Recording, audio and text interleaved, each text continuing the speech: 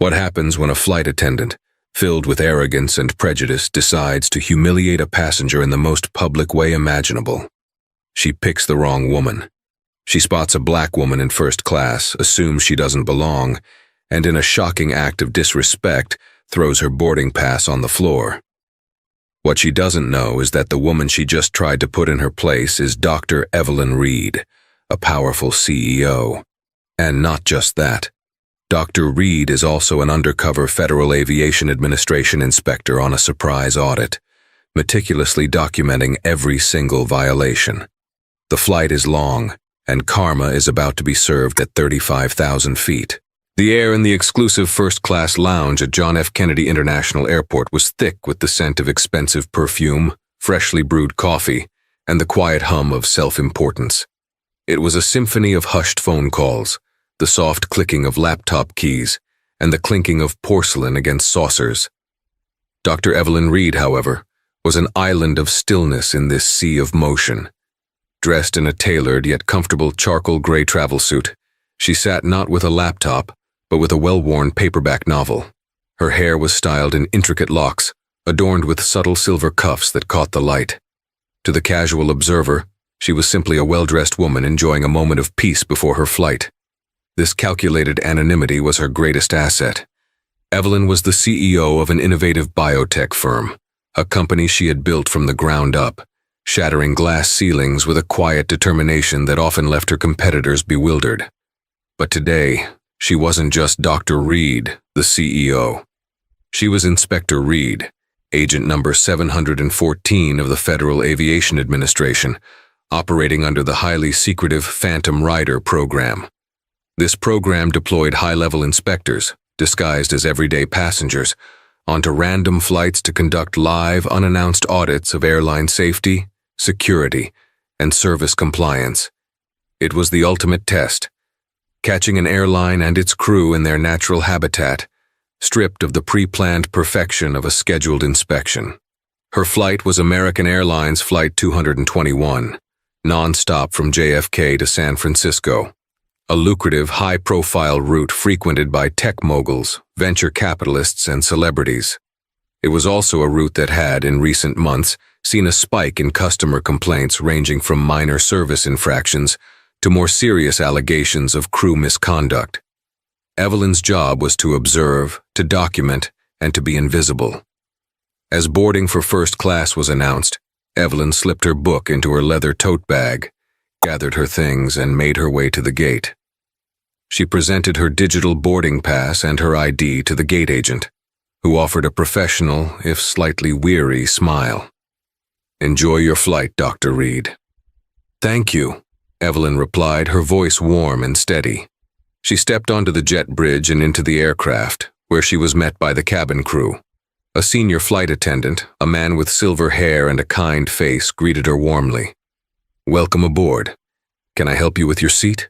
"1A, thank you, I can manage," she said, smiling back. Her seat was a luxurious cocoon, a private suite with a lie-flat bed, a personal minibar, and a large entertainment screen. As she settled in, stowing her tote under the ottoman, she began her initial, subtle survey. The cabin was clean, the safety cards were present and in good condition, and the pre-departure announcements were being conducted as per regulations. Everything was on the surface perfect. Then she met Sarah. Sarah was another first-class flight attendant, likely in her late 30s, with sharp, angular features, blonde hair pulled back into a severe bun, and a smile that was technically perfect but failed to reach her cold blue eyes. She moved through the cabin with an air of brisk, almost resentful efficiency. When she approached Evelyn's seat, her smile tightened almost imperceptibly. "Can I get you a pre-departure beverage? We have champagne, orange juice, or water," she said, her tone clipped. "Champagne would be lovely, thank you," Evelyn said pleasantly. Sarah nodded curtly and turned away without another word. Evelyn watched her interact with the other passengers. With the older white man in 2D, she was effusive, laughing at a joke he made. With the young couple in front of him, she was solicitous, offering to take their jackets with a flourish. When she returned with Evelyn's champagne, She placed it on the console with a soft clink, her fingers never once risking contact with Evelyn's. Not a single word was spoken. Evelyn made a small, almost invisible note in the custom app on her phone, which was disguised as a simple note-taking program. Initial crew interaction, FAA Sarah, name tag. Differential treatment observed in passenger engagement. Tone and nonverbal cues vary based on perceived passenger demographics. Service perfunctory, not hostile. Monitoring. This was the nature of her job. It wasn't just about catching catastrophic safety failures. It was about the slow erosion of standards, the subtle cancers of poor training, bad morale, and prejudice that could, if left unchecked, lead to much bigger problems. A crew that felt empowered to treat certain passengers with disdain might also feel empowered to cut corners on safety checks or ignore a passenger's legitimate concern. The boarding process continued, and the first-class cabin filled up. The man who took the seat across the aisle, 1B, was a portly gentleman in his 50s, dressed in an expensive but ill-fitting suit. He loudly informed the senior flight attendant that he was a diamond medallion 7 years running, and seemed put out that his status with a competing airline didn't grant him any special deference here. Sarah, however, seemed to recognize his type and handled him with a practiced, slightly sycophantic charm, which immediately placated him. His name, Evelyn would soon learn from his booming phone calls, was Mr. Peterson. As the last of the first-class passengers settled, Evelyn noticed her physical boarding pass, which she had printed at the lounge as a backup, had slipped from her jacket pocket onto the plush carpet beside her seat. She was about to lean down and pick it up when Sarah walked past. Sarah stopped and looked down at the slip of paper. She didn't bend over. She didn't point it out to Evelyn. She simply stared at it for a moment, then looked at Evelyn.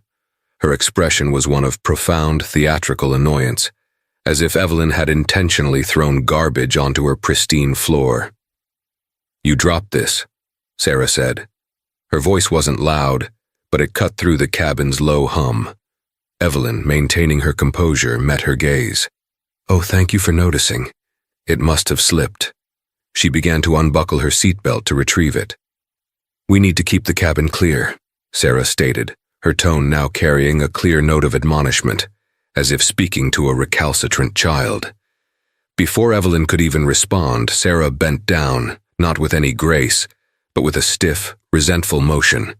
She pinched the corner of the boarding pass between her thumb and forefinger, as if it were contaminated.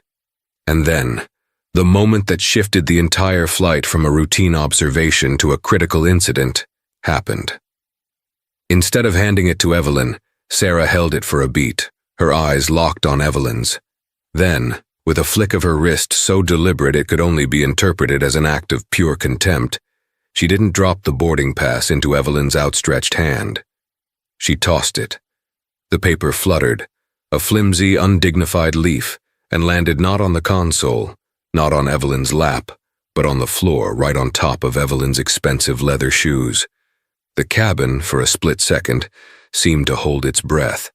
The senior flight attendant, who was at the front of the cabin, had his back turned. But Mr. Peterson in 1B had seen the whole thing. He frowned, but his expression was one of confusion, not outrage. A young woman in 2A, half hidden behind her laptop, looked up, her eyes wide with disbelief. Evelyn felt a hot surge of adrenaline, a familiar and unwelcome companion from her early days in corporate America. It was pure, unadulterated rage.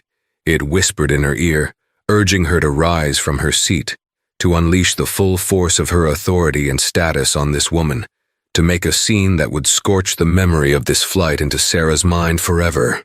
But Inspector Reed silenced Dr. Reed. She took a slow, deliberate breath. She did not look at Sarah. She did not acknowledge the gasp from the woman in 2A, or the confused stare from Mr. Peterson. With the practiced calm of a surgeon, she bent down, picked up the boarding pass from her shoe, and placed it carefully into her tote bag. She then looked up at Sarah, whose face now bore a smirk of triumph. Evelyn's own face was a mask of serene neutrality. "Thank you," she said, her voice impossibly calm, betraying none of the fury raging within her. "You are now free to continue your duties." The formal, slightly archaic phrasing was intentional. It was a subtle signal, a shift in the power dynamic that Sarah was too arrogant to notice. She just saw a black woman she had successfully intimidated. She saw submission. She was wrong. Evelyn turned her gaze towards the window, watching the ground crew scurry about on the tarmac below. But she wasn't seeing them. She was replaying the incident in her mind, cataloging every detail. The tone of voice, the deliberate toss, the triumphant smirk. Her hand moved to her phone, her thumb hovering over the discrete app. This was no longer just about differential treatment. This was a direct violation of the airline's own code of conduct. It was a demonstration of a profound lack of respect, not just for a passenger, but for the basic dignity that every human being deserved. And Sarah, in her ignorance, had just performed this act of blatant disrespect in front of a federal inspector. The quiet flight to San Francisco was about to become the most consequential flight of Sarah's career. She just didn't know it yet. The silence that followed the toss of the boarding pass was more damning than any shouting match could have been. It was a thick, heavy blanket of unspoken judgment. Sarah, mistaking Evelyn's composure for weakness, held her triumphant smirk for a moment longer before turning on her heel and marching towards the galley, her back ramrod straight. She had asserted her dominance, put the uppity passenger in her place, and now she was moving on. In her mind, the matter was closed. For Evelyn, it was just beginning.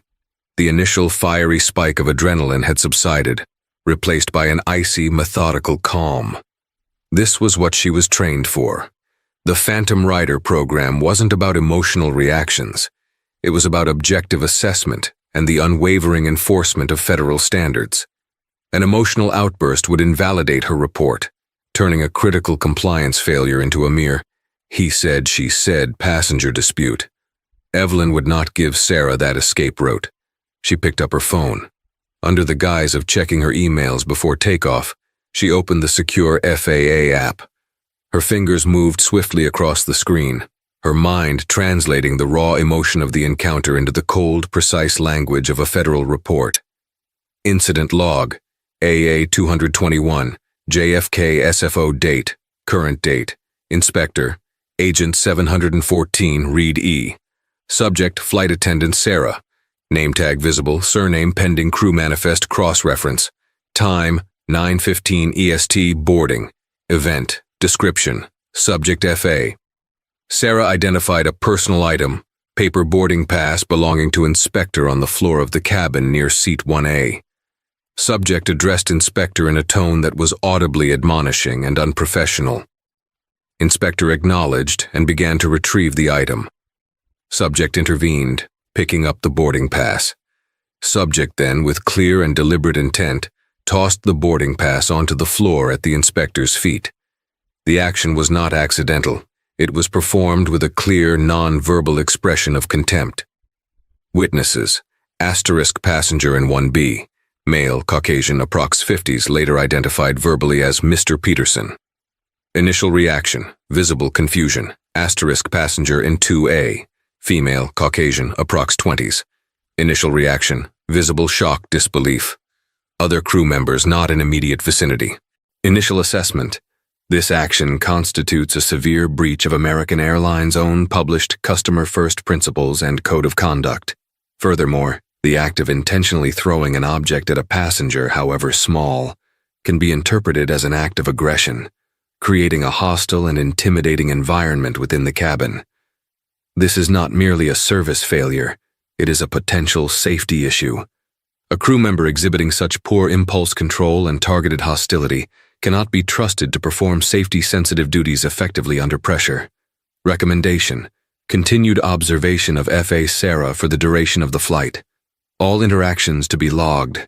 Full report to be filed upon landing. Recommend immediate review of subject's training records and history of passenger complaints. She saved the entry. The timestamp logged automatically.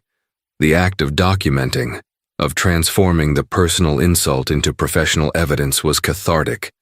It channeled her anger into purpose. The door to the cockpit closed, and the senior flight attendant, a man named David, as she'd learned from his cheerful introductions, began the welcome announcement. His voice was a stark contrast to Sarah's earlier hostility, warm, professional, and reassuring. The plane pushed back from the gate. As the safety demonstration video played on the screen in front of her, Evelyn feigned attention, but her mind was a whirlwind of strategy. She needed more. A single incident, however egregious, could sometimes be dismissed as a bad day. She needed to see if this was a pattern. She needed to give Sarah more rope. The flight took off, ascending smoothly into the vast blue expanse above the clouds.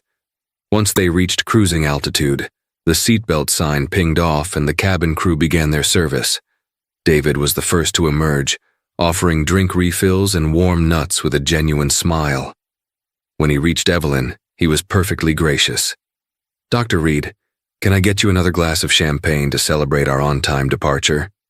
"That would be wonderful, David.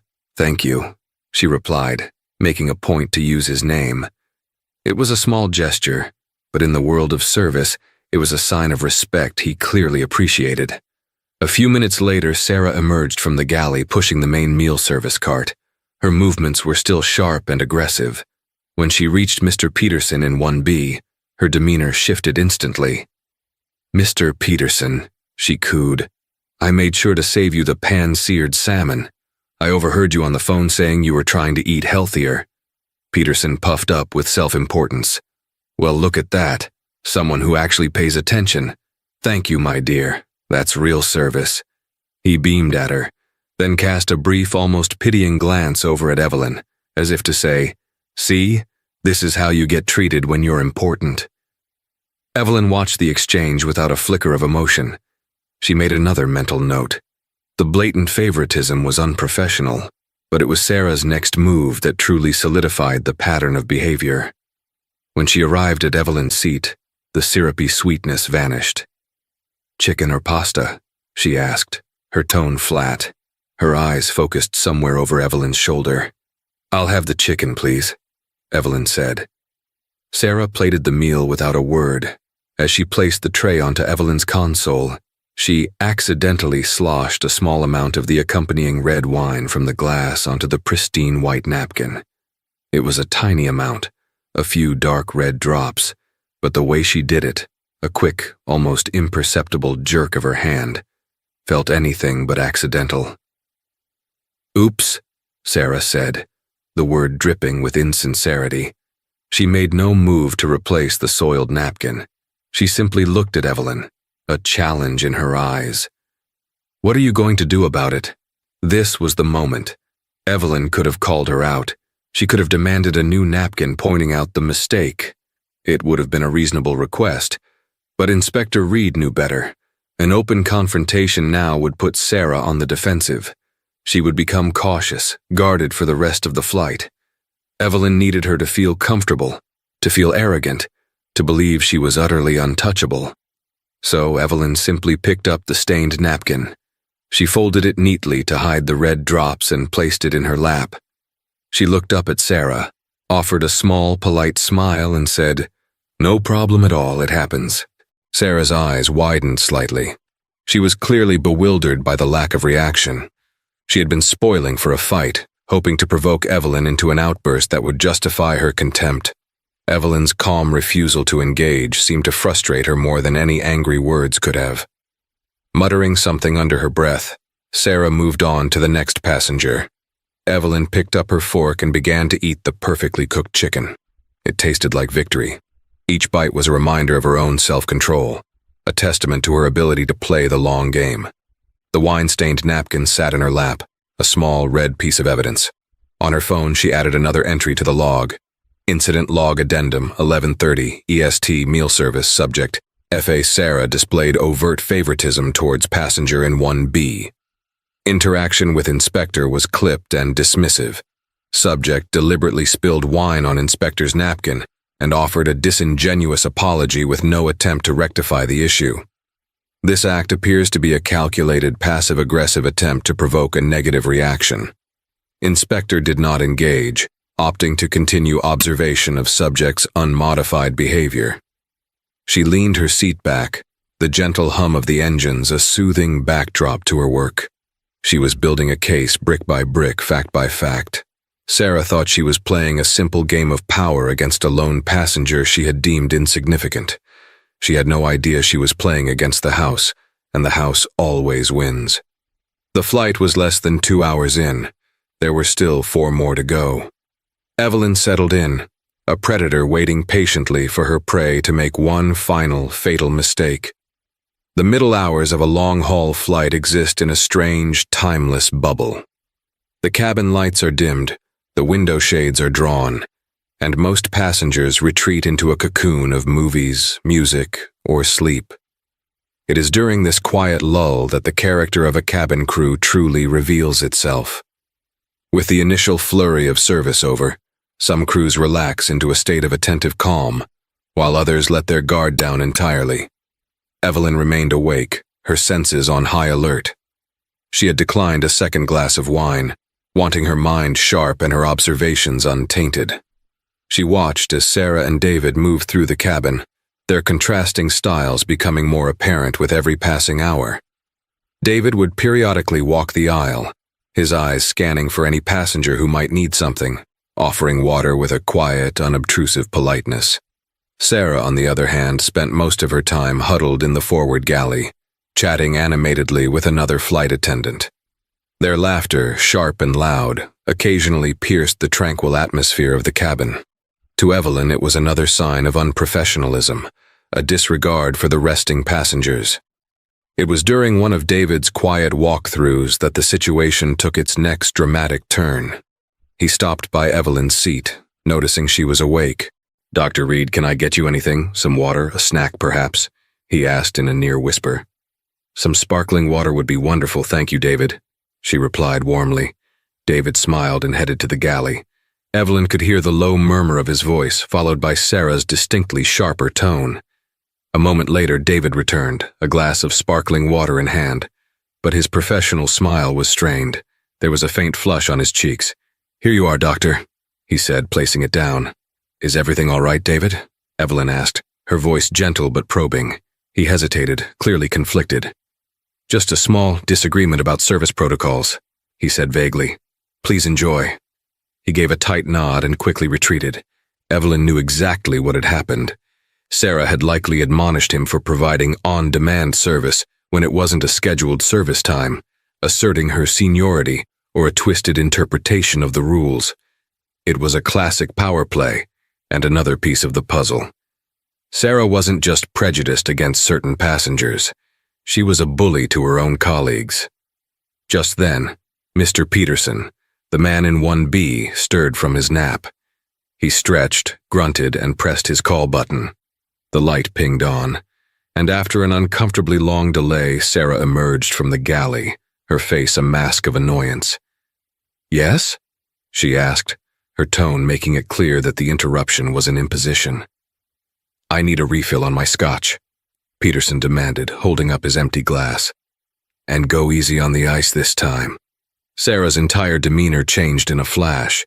The annoyance evaporated, replaced by that same saccharine smile she had used earlier.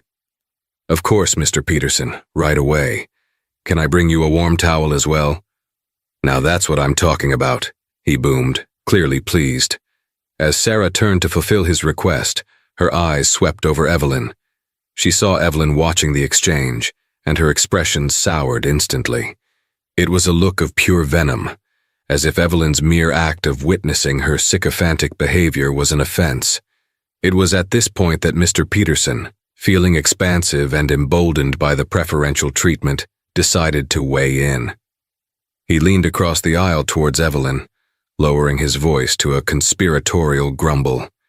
"You know," he began, "you've got to know how to treat these people. You get more with honey than with vinegar, if you catch my drift." Evelyn turned to him, her face impassive. "I'm not sure I do." Peterson gestured vaguely with his head towards the galley where Sarah had disappeared. "That flight attendant, Sarah. She's a good one, attentive.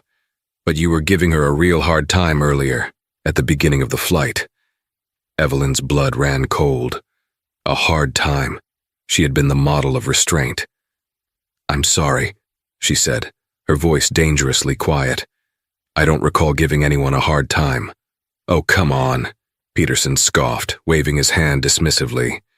"I saw the whole thing, the whole business with the boarding pass.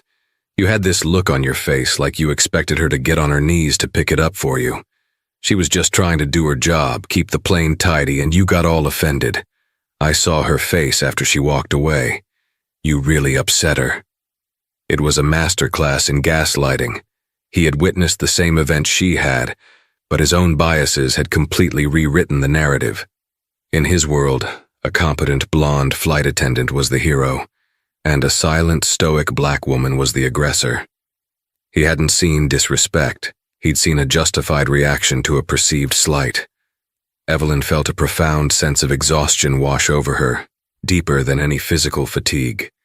It was the weariness of having her reality denied, of having her experience invalidated by a complete stranger who presumed to understand her thoughts and motives. "Sir," she said, her voice dropping the last vestiges of warmth and adopting the precise, cutting tone of a CEO about to dismantle a flawed argument. "You saw what you wanted to see. You saw a flight attendant toss a passenger's document onto the floor. The interpretation you've layered on top of that event is entirely your own." Peterson recoiled slightly, taken aback by her sudden firmness. "Now hold on a minute. I'm just saying a little smile goes a long way. She's been nothing but lovely to me." "Yes," Evelyn said, her eyes boring into his. "She has." The unspoken accusation hung in the air between them. "She's been lovely to you." Just then, Sarah returned, carrying the scotch on a small tray. She beamed at Peterson. "Here you are, sir. A double, just the way you like it." She glanced from Peterson's pleased face to Evelyn's stony one. Sensing the tension, she immediately sided with her ally. "Is everything all right over here, Mr. Peterson? Is this passenger bothering you?" she asked, directing the question to him, completely ignoring Evelyn as if she weren't even there. The audacity was breathtaking. No, dear," Peterson said, waving her off, though he looked pleased to be cast as the protector. "We were just having a little chat." Sarah gave Evelyn one last lingering glare, a look that said, "I have allies. You have no one." Then she turned and walked away. Evelyn turned her head back towards the window, but her focus was internal. The situation had grown more complex. This wasn't just about one rogue employee anymore. It was about the ecosystem of complicity that allows such behavior to flourish. Peterson, in his ignorance and prejudice, had become Sarah's enabler. He had validated her actions and given her even more power. She picked up her phone again. Incident log addendum, 1420 EST mid-flight, subject FAA. Sarah continues to display differential treatment, provided obsequious service to PAX 1B while maintaining a hostile demeanor towards Inspector. Further, PAX 1B, Peterson, initiated an unsolicited conversation, mischaracterizing the initial boarding pass incident. PAX 1B accused Inspector of being antagonistic, effectively gaslighting and denying the reality of the subject's actions. This indicates that the subject's unprofessional conduct is not only tolerated, but actively defended by passengers with similar biases. Subject F.A. Sarah then approached and, in a further act of aggression, attempted to frame Inspector as a source of conflict by asking PAX 1B if Inspector was bothering him. This escalates the situation from poor service to active passenger-on-passenger conflict instigation by a crew member. Conclusion: the flight environment has become demonstrably hostile due to the direct actions and subsequent enabling of subject F.A. Sarah. The integrity of the cabin's social and safety structure is compromised. She put the phone down. The alliance had been forged. It was now Sarah and Mr. Peterson against her. They were a team, bonded by their shared, unspoken assumptions. And as Evelyn sat there in the quiet, dimmed cabin, she knew that the final act of this drama was yet to come. Sarah, emboldened by her newfound supporter, was bound to overplay her hand. It was no longer a question of if, but when. The alliance between Sarah and Mr. Peterson created a palpable shift in the cabin's microclimate. It became a small kingdom where Sarah was the queen and Peterson her loyal vocal courtier. Emboldened, Sarah's unprofessionalism began to unravel in ways that were both petty and profoundly alarming. She had an audience now, and she was playing to it. Her performance began with the snack service, while David offered the basket of assorted snacks to each passenger with quiet impartiality. Sarah followed a few minutes later with a tray of freshly baked chocolate chip cookies, still warm from the oven. These, it seemed, were not for everyone. She presented them with a flourish to Mr. Peterson. "A special little treat, just for our favorite passengers," she said, her voice loud enough for Evelyn and those nearby to hear clearly. She served the couple in front of Peterson and another businessman across the aisle who had chatted with her earlier. When she reached Evelyn's row, she paused. She looked at Evelyn, then at the cookies, and then back at Evelyn. A small, cruel smile played on her lips. Without a word, she turned and walked away, taking the cookies with her. It was a snub so childish, so brazenly exclusionary that it was almost comical, but it was the intent behind it that was so venomous. It was another test, another attempt to provoke a reaction. Evelyn simply took a sip of her sparkling water, her mask of detached neutrality firmly in place.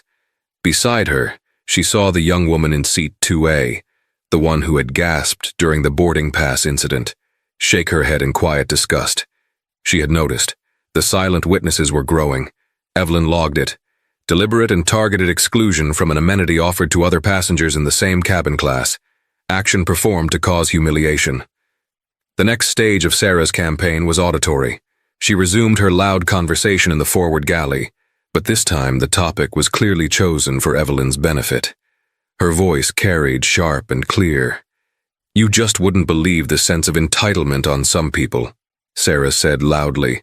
"They think because they have one fancy bag or a nice suit, the world owes them everything. They don't have any basic manners, they just glare at you, expecting you to read their minds." Another flight attendant, a younger woman named Jessica who had been mostly quiet until now, murmured something inaudible in response. "Oh, you're too nice, Jessica," Sarah shot back. "I'm telling you, you give these people an inch, they take a mile. You have to be firm. You have to remind them who's in charge of this cabin. It's about safety. If they can't show basic respect, how can I trust them to follow instructions in an emergency?" This was a new, more dangerous tactic. Sarah was now attempting to reframe her prejudice as a safety concern. It was a classic deflection, and a deeply serious one. To falsely label a passenger as a potential safety risk is a grave accusation on an aircraft. Evelyn's fingers flew across her phone's screen. She meticulously transcribed the conversation she had overheard, noting the time and the context. She made a specific note of the junior flight attendant, Jessica, whose response had been subdued. Jessica was becoming a person of interest. Was she a willing participant, or a reluctant bystander cowed by a senior bully? As the flight wore on, Mr. Peterson grew louder and more demanding, fueled by scotch and the sense of power Sarah had bestowed upon him. He complained that his personal television screen was too dim. He demanded a different brand of pillow. For each request, Sarah responded with immediate fawning attention, punctuating her service with glares in Evelyn's direction, as if to say, "This is how a valued passenger is treated, not like you." The final and most critical error in Sarah's judgment came about an hour before landing. The captain's voice came over the intercom, announcing their initial descent into San Francisco and requesting that the cabin crew prepare for arrival. This was a critical phase of flight, where checklists must be completed, the cabin secured, and all distractions minimized. David and Jessica began moving through the cabin, collecting trash, ensuring seatbelts were fastened, and tray tables were stowed. Sarah, however, had one last piece of theater to perform. She was collecting service items when she stopped at Evelyn's seat. Evelyn's tray table was already stowed, her seat was in the upright position, and her trash had been collected by David. She was the model passenger, fully compliant. Sarah looked around, searching for a flaw. Finding none, she invented one. She pointed to Evelyn's leather tote bag, which was safely and correctly stowed under the ottoman in front of her, exactly where it was supposed to be. "Ma'am," Sarah said, her voice sharp and authoritative, "that bag needs to be completely under the seat. It cannot be touching the forward bulkhead." Evelyn looked down. The bag was at least 6 inches away from the bulkhead. It was a completely fabricated issue. "It is under the seat," Evelyn stated calmly, not moving. "I can see it from here. It is not fully compliant. I need you to adjust it. Now," Sarah insisted, her voice rising. She was creating a confrontation out of thin air during a critical phase of flight, purely to assert her dominance one last time. This was the moment Evelyn had been waiting for. The final, undeniable, irrefutable act of targeted harassment, conveniently timed during a safety-sensitive period. Still, she did not raise her voice. She did not argue. With a slow, deliberate movement, she bent down and pushed the bag a single, pointless inch further under the ottoman. Then she looked back up at Sarah, her eyes holding a deep, cold stillness. "Is that satisfactory to you?" Evelyn asked. From across the aisle, Mr. Peterson, ever the loyal foot soldier, chimed in. "Just do what she says. She's the flight attendant, for God's sake. She's responsible for our safety." Sarah shot him a grateful smile. "Thank you, Mr. Peterson. At least someone on this plane understands the rules." She gave Evelyn one final triumphant glare and continued down the aisle. But her victory was short-lived. As she passed, the junior flight attendant, Jessica, who was checking the row behind Evelyn, caught Evelyn's eye. For a split second, Jessica's professional mask slipped. She gave Evelyn a look of profound apology, a quick, almost imperceptible dip of her head that spoke volumes. It was a silent admission. "I know this is wrong. I'm sorry." Evelyn gave the barest of nods in return. The final piece of evidence had just fallen into place. She now had a pattern of abuse, a hostile environment, a fabricated safety violation, and a corroborating witness within the crew itself. The plane continued its descent through the thick marine layer blanketing the bay area. The wheels bumped gently against the runway at SFO. The long flight was over. As the aircraft taxied towards the gate, Sarah's voice came over the PA system, filled with chirpy, false sincerity. "On behalf of American Airlines and your entire flight crew, I'd like to be the first to welcome you to San Francisco. We do hope you enjoyed your flight with us today, and we look forward to seeing you again soon." Evelyn allowed a small, grim smile to touch her lips. "Oh, I don't think you will be seeing me," she thought, "but you will be hearing from me. Very, very soon." The fasten seatbelt sign pinged off. The familiar chaos of passengers gathering their belongings began. Mr. Peterson was already on his feet, crowding the aisle, eager to be the first one off. Sarah stood near the cockpit door, a self-satisfied smile on her face, ready to bid her favored passengers farewell. She was completely, blissfully unaware that her career was about to come to a screeching halt on the jet bridge. Inspector Reed was about to clock in. The moment the aircraft docked with the jet bridge and the soft chime indicated the door was disarmed, the atmosphere in the cabin shifted. The flight was over. The shared experience was dissolving as passengers reconnected to the world, their phones buzzing to life with a cacophony of notifications. Mr. Peterson, jostling for position, shot Evelyn a final smug look as he prepared to deplane. Sarah stood proudly at the door, her posture radiating self-satisfaction. Evelyn remained seated. She let the first wave of eager passengers, Peterson among them, exit the plane. She watched him give Sarah a familiar, almost chummy, "Thanks for everything, dear," as he walked past.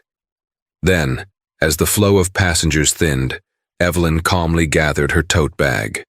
She stood up, her 5'9" frame seeming to command the space around her. She didn't head for the exit. Instead, she turned towards the galley where the senior flight attendant, David, and the junior attendant, Jessica, were beginning their post-flight procedures. Sarah was still positioned near the cockpit door, overseeing the last of the deplaning passengers. Evelyn approached the galley and addressed the captain, who had just stepped out of the cockpit. He was a man in his late 50s, with a distinguished air and stripes on his shoulder that denoted his ultimate authority on the aircraft. "Captain Miller?" Evelyn asked, her voice calm but carrying an undeniable weight. The captain turned, a standard, slightly weary post-flight smile on his face. "Yes? Did you enjoy the flight? That's what I need to speak with you about," Evelyn said. She addressed him, but her voice was pitched so that David, Jessica, and most importantly Sarah, could hear every word. "I'm going to need you and your entire cabin crew to remain on the aircraft. Please secure the cockpit and call your station manager. Inform them that the aircraft is now under an official FAA compliance hold." The captain's smile vanished. His face went slack with surprise, then hardened with concern. "I'm sorry, who are you?" From her tote bag, Evelyn produced a slim black leather wallet. She flipped it open, not with a dramatic flourish, but with a simple, solid gesture. Inside, gleaming under the cabin lights, was a golden badge and an official identification card. "Dr. Evelyn Reed, Federal Aviation Administration, Inspector 714, she stated, her voice devoid of all previous warmth. It was the voice of pure, unassailable authority. "This was a Phantom Rider audit, and I'm afraid your crew has failed, spectacularly." The effect was instantaneous and seismic. Captain Miller's face paled. The color drained from his cheeks as the implications crashed down on him. A Phantom Rider, the boogeyman of the airline industry. An unannounced undercover inspection that could ground crews and trigger massive fines. It was a career-defining disaster. David, the senior flight attendant, froze mid-action, his hand hovering over a stack of headrest covers. His eyes widened in dawning horror as he replayed the events of the flight in his mind. Jessica, the junior attendant, looked as if she might faint. Her hand flew to her mouth, her eyes darting from Evelyn's badge to Sarah's face, which was, for the first time all day, utterly devoid of its smirk. Sarah had turned from the main door, drawn by the sudden shift in tone. She saw the badge. She heard the words, Federal Aviation Administration. For a moment, her brain refused to process the information. Her face cycled through a rapid series of emotions, confusion, disbelief, dawning comprehension, and finally, a sickening, gut-wrenching dread. The black woman she had belittled, humiliated, and harassed for the past 6 hours wasn't just another passenger. She was a federal agent with the power to destroy her career. The floor had just fallen out from beneath her world. "Captain," Evelyn continued, her gaze unwavering, "before the station manager arrives, I want to address the most critical failure on this flight. Flight attendant Sarah." Evelyn turned her head slowly, her eyes locking onto Sarah's. The cold fury she had kept so perfectly contained for hours now surfaced, not as fire, but as ice. "Sarah," Evelyn said, her voice cutting through the stunned silence. "From the moment I boarded this aircraft, you engaged in a pattern of escalating harassment and discriminatory behavior. You began with dismissive and differential treatment. You then escalated to an act of overt contempt when you threw my boarding pass on the floor at my feet." A choked gasp escaped Sarah's lips. Her face was ashen. "You then proceeded to engage in passive-aggressive acts, such as spilling a drink on my belongings without apology," Evelyn continued, her voice a relentless metronome of accusation. "You deliberately excluded me from an amenity you offered to passengers around me. You held loud, unprofessional conversations designed to be overheard, in which you attempted to frame my presence as a safety risk to justify your prejudice." She took a step closer. Sarah involuntarily took a step back, bumping into the wall of the galley. "And your final and most egregious act was to fabricate a safety violation during a critical phase of flight, the descent, in a last-ditch effort to assert your misplaced authority. You chose to create a confrontation over a perfectly stowed bag, distracting from your duties and creating unnecessary tension in the cabin. You did all of this in front of your colleagues and other passengers." Evelyn paused, letting the weight of the indictment settle. Then she delivered the final blow. "Your behavior was not just unprofessional. It was not just a violation of American Airlines policy. It was a reckless dereliction of your duties as a safety professional. A crew member with your profound lack of judgment, your inability to control your personal biases, and your propensity for creating conflict is a liability at 35,000 feet. You are a danger to any passenger who does not fit within your narrow, prejudiced worldview. Sarah began to stammer, her eyes wild with panic. No, it was a misunderstanding. I was having a bad day. She pointed a trembling finger toward the open door of the aircraft, where Mr. Peterson had long since disappeared. That man, Mr. Peterson, he said you were being difficult. Mr. Peterson is an entirely separate matter, Evelyn said dismissively. This is about your actions, your choices. She then turned her attention to the junior attendant. Her tone softened almost imperceptibly. Jessica. Jessica flinched as if struck. Yes, ma'am. Inspector? I saw you, Evelyn said simply. I saw your discomfort. I saw your apology. You will be asked to provide a full statement. I suggest you tell the truth. Your career may depend on it. Jessica nodded numbly, tears welling in her eyes. It was a lifeline, and she knew it. Finally, Evelyn looked back at the captain, who now appeared to have aged 10 years. Captain Miller, your station manager is waiting. I will be conducting my debrief with them and with you. As of this moment, Flight Attendant Sarah is to be considered a non-rev passenger. She is not to perform any further duties. Her FAA credentials will be under immediate review pending a full investigation which I will be personally overseeing. Understood, Inspector, the captain croaked, his voice barely a whisper. Sarah finally broke. A loud, wretched sob tore from her throat. Please, she begged, her voice cracking. Please don't do this. It was a mistake. I have a mortgage. My kids. Evelyn looked at her one last time, her face a mask of cold, professional duty. You should have thought of your mortgage before you decided that your personal prejudice was more important than your professional responsibility. You should have thought of your children before you chose to dehumanize another human being for your own amusement. With that, Dr. Evelyn Reed turned her back on the wreckage of Sarah's career and walked towards the jet bridge, where she could see the grim-faced American Airlines station manager hurrying towards the aircraft. Her job on the plane was done. The paperwork, the hearings, and the hard, swift fall of karma were just getting started. The aftermath of Inspector Reed's reveal was not a loud explosion, but a quiet, efficient demolition. The jet bridge became an impromptu command center. The station manager, a harried but competent man named Robert Chen, met Evelyn with a face already etched with the gravity of the situation. The words "phantom rider" and "compliance hold" were a potent combination that stripped away all pretense of normalcy. While Captain Miller secured the aircraft and a stunned David and Jessica gave their preliminary statements inside, Evelyn stood with Chen on the jet bridge, the cacophony of the airport a distant hum. She didn't recount the story with emotion.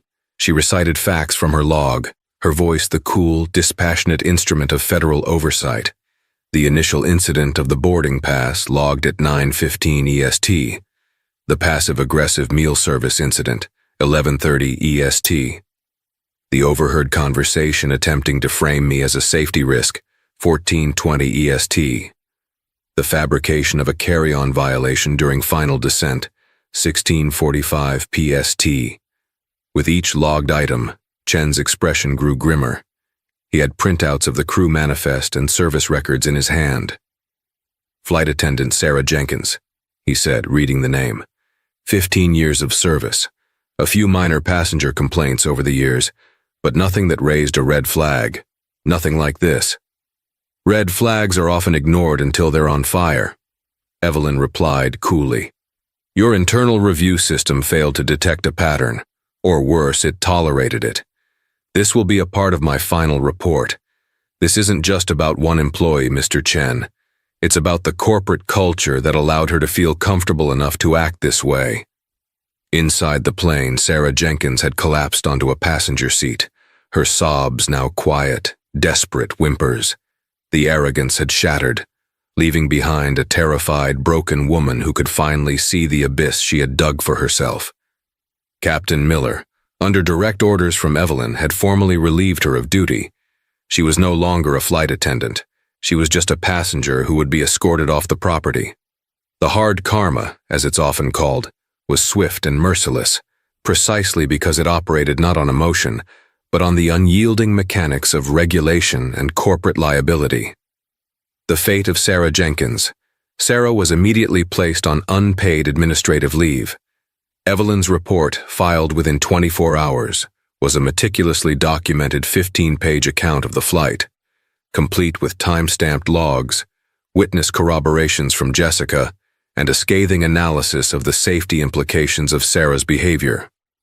American Airlines legal and HR departments moved with lightning speed. They were not defending an employee. They were mitigating damage from a verified federal report.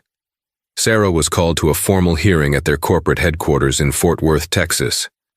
She went with a union representative, but there was little to be said. Presented with a federal inspector's testimony, the corroborating statement from her junior colleague, and the potential for massive FAA fines and a public relations nightmare, the airline's decision was a foregone conclusion. 15 years of service were terminated for cause. Her flight benefits were revoked. Her license, pending the FAA's final review, was suspended indefinitely. In her termination letter, the airline cited gross misconduct, endangerment of the cabin environment, and discriminatory actions in direct violation of company policy and federal guidelines. She tried to sue for wrongful termination, but no lawyer would take her case once they saw the FAA report. The bad day defense crumbled under the weight of a 6-hour pattern of documented malice. The fallout for Mr. Peterson. Evelyn, in her thoroughness, had not forgotten the enabling passenger. While the FAA had no jurisdiction over him, the airline certainly did. Evelyn's report noted his name and his disruptive, enabling behavior. The airline's corporate security and customer relations departments cross-referenced his travel history. He was, as he had proudly boasted, a high-status frequent flyer with their main competitor Delta. American Airlines quietly flagged his profile in their system. But the most significant karma came from a more public source. The young woman in seat 2A, a budding journalist named Chloe, had been so disturbed by the events that she wrote a detailed blog post about her experience, withholding names but describing the incident in vivid detail. The tossed boarding pass, the cookie snub, the boorish man who defended the flight attendant. The post was picked up by a larger travel blog, and then another. Somehow, an internal source at the airline leaked the flight details. An anonymous commenter connected the dots. This was AA 221 JFK SFO. The passenger was a man named Peterson, a known blowhard in the tech investment world. The internet did the rest. Mr. Peterson, who prided himself on his public image as a shrewd investor, was suddenly facing a firestorm of online criticism, painted as a prejudiced enabler. He issued a weak, half-hearted apology on social media about a situation being taken out of context, which only fanned the flames. Several female-founded startups he was considering for investment publicly announced they were withdrawing their pitches. His reputation, built over years, was significantly tarnished in a matter of weeks. His lovely flight had cost him dearly. The resolution for the crew: Captain Miller received a formal reprimand on his record for failure to adequately supervise his cabin crew. It was a blemish, but one he could recover from, and it served as a stark lesson in command responsibility. David, the senior flight attendant, was cleared of any wrongdoing, but was required to attend recurrent training on conflict de-escalation and identifying covert misconduct among colleagues. And Jessica, the quiet junior attendant, became the unexpected beneficiary. Her truthful, detailed statement, provided at great personal and professional risk, was highly praised in Evelyn's report. She had demonstrated integrity under pressure. A few months later, when a position for lead flight attendant opened up, Captain Miller, remembering her courage, personally recommended her for the promotion. She got it. Her decision to offer a silent apology, to bear witness truthfully, had set her on a path to leadership. Dr. Evelyn Reed never flew on an American Airlines flight as a regular passenger again. Her work was done there. Her report triggered a system-wide review of customer service and bias training within the airline. A few weeks after the incident, she was in her own corner office looking out over the city skyline. On her desk was a small, framed piece of paper. It was the boarding pass for Flight 221, the one that had been tossed so contemptuously at her feet. It was a reminder, not of the insult, but of the fact that true authority isn't about the uniform you wear or the title you hold. It's about the unwavering integrity with which you conduct yourself, especially when no one thinks you're watching. That single act of disrespect on Flight 221 set off a chain reaction that no one could have predicted. It wasn't just about a boarding pass. It was about dignity, power, and the silent poison of prejudice. Dr. Evelyn Reed proved that you can be calm and still be a force of nature. She didn't raise her voice. She raised the standard. The flight attendant, Sarah, learned the hard way that the person you look down on today might be the one who holds your entire future in their hands tomorrow. And it serves as a powerful reminder for all of us. The way you treat people when you think you have power over them is the truest reflection of your character. If this story resonated with you, please hit that like button and share it with someone who needs to hear it. Don't forget to subscribe and turn on notifications so you don't miss our next real-life drama. What did you think of Evelyn's response? Let us know in the comments below.